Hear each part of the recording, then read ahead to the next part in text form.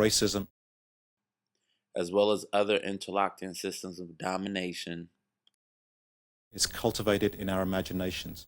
We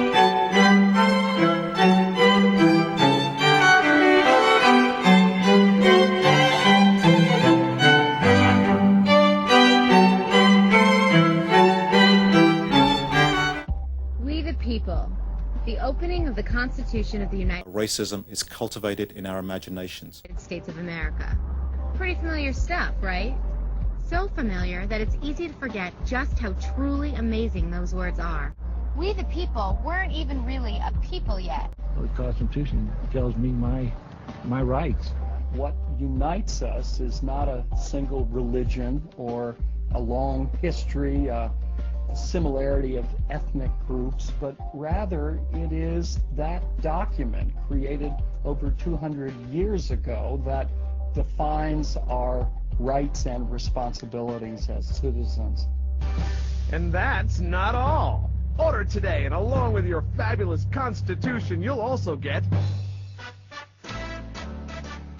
the Bill of Rights. That's right, the brainchild of perhaps the finest minds of any American generation. The Bill of Rights protects all of those inalienable rights, those rights you were born with.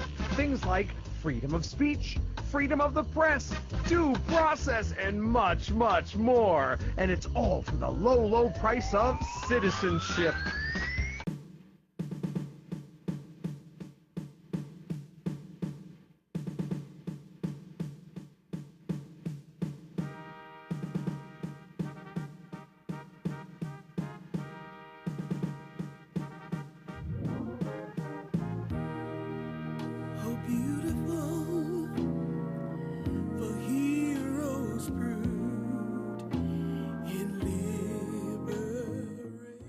Whiteness, endowed by the narration of law, constructs itself reflexively in relation to blackness.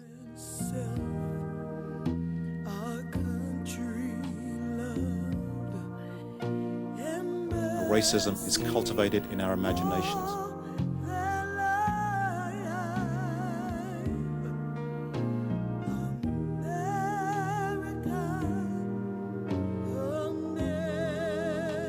Hold up!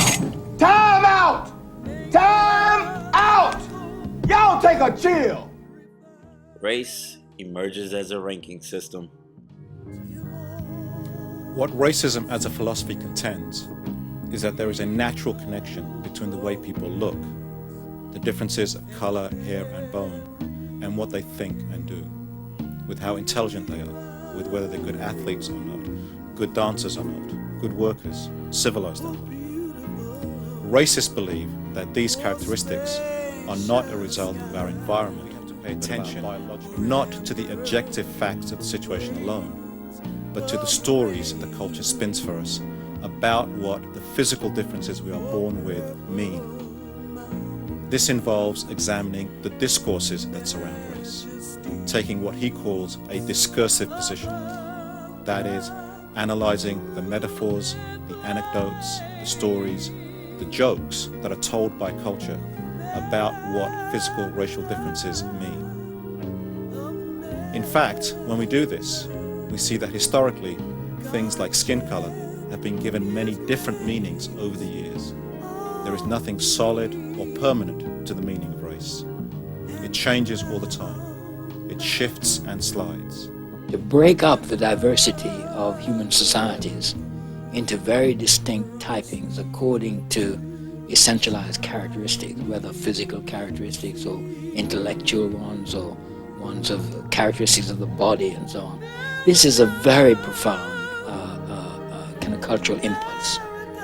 In a way, it's a very positive cultural impulse because we now understand the importance of all forms of classification to meaning. Until you classify things in different ways, you can't generate any meaning at all. So it's an absolutely fundamental aspect of human culture.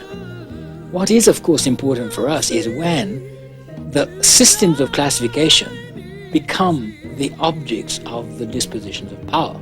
As to say, when the marking of difference and similarity across a human population becomes a reason why this group should be treated in that way and get those advantages, and that group should be treated in another. It's the coming together of difference, or categorization and power, classification and power. The use of classification as a system of power, which is really what is very profound. And one then sees that across a range of different characteristics. One sees it in gender, the ascription of clear masculine and feminine identities, and the assumption from that that you can predict whole ranges of behavior and aspirations and opportunities from this classification. Classification is a very generative thing. Once you've classified, a whole range of other things kind of fall into place as a result of it. But another important point about classification is that it awakens, well, let me put it another way. It is a way of maintaining the order of any system.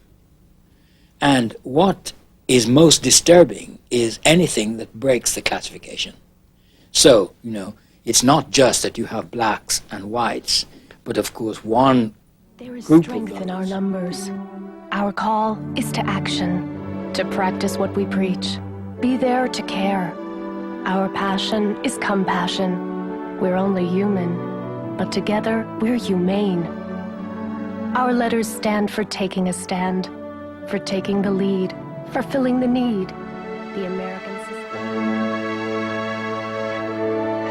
Integrity first. Service before self. Excellence in all we do. These are not just words. These are our core values.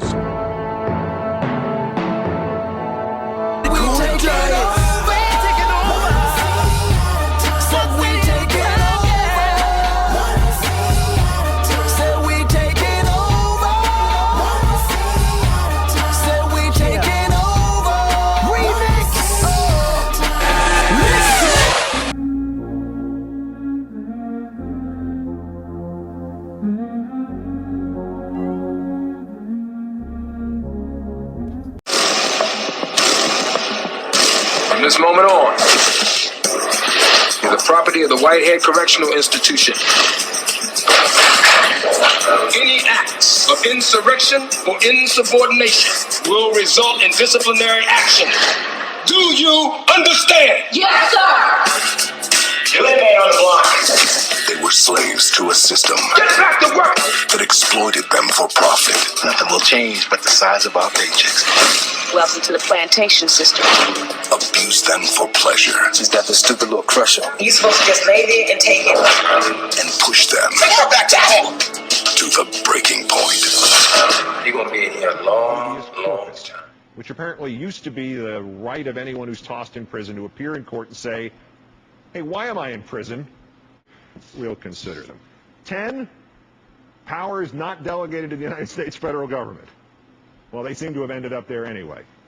So as you can see, even without habeas corpus, at least 1/10 of the Bill of Rights, I guess that's the Bill of Right now, remains virtually intact. Number 3 is still safe. We can rest easy knowing that we will never ever have to quarter soldiers in our homes as long as the Third Amendment still stands strong. The President can just take care of that with a signing statement. Organized terror. That's what's going on. And you see. I shot you down, bang, bang. You hit the ground, bang, bang. That awful sound, bang, bang. I used to shoot you. Takes 10 years, blow them all away in the name of the Lord. I shot you down, bang, bang. You hit the ground, You gotta bang, kill the bang. terrorists before the killing stops. And I'm for the president to chase them all over the world. If it takes 10 years, blow them all away in the name of the Lord.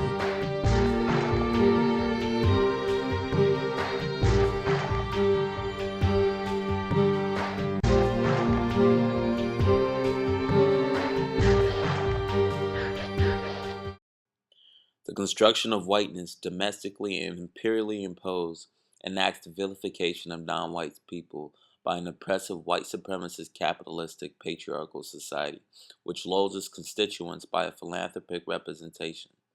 Failure to actively engage ideological narratives of whiteness by law on our own soil could easily lead to the terror of others.